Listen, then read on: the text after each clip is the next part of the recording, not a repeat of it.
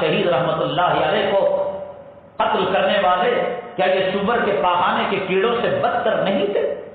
ہندوستان کے اندر انگریزوں سے وفاداری کرنے والے، ضمیر کا سودا کرنے والے، عزت کا سودا کرنے والے، قوم و ملت کا سودا کرنے والے، اور آج جو اوقاف کا سودا کر رہے ہیں، آبا اجداد کے قبرستانوں کا سودا کر رہے ہیں، مزاروں کا سودا کر رہے ہیں، مساجد کا سودا کر رہے ہیں، مدارس کا سودا کر رہے ہیں، یہ عزت والے لوگ ہیں؟ 13 روپیہ جیب سے ایک سکہ گر جائے تو اسے ڈھونڈنے لگتا ہے، اور قوم و ملت کی وہ پراپرٹیاں جو ہمارے آبا اجداد نے خون پسینے کی گاڑی کمائی سے کمایا تھا، آج اس کا سودا اوقاف والے کر رہے ہیں، مساجد والے کر رہے ہیں، مدارس والے کر رہے ہیں، تو ان کو کیا عزت کی نگاہ سے دیکھا جائے گا؟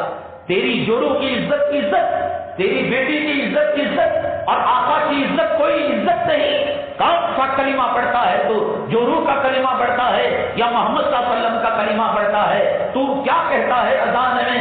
اشہد ان محمد رسول اللہ، یا اشہد ان میری بیوی کہتا ہے؟ تو تیری بیوی کو کوئی آنکھ لڑا دے، تیری بیوی کو کوئی مسکات دے دے، تیری بیوی کو کوئی SMS کر دے، تیری بیوی کے کوئی انٹرنیٹ چیٹنگ کر دے، کیا انجام ہوتا ہے تیرا؟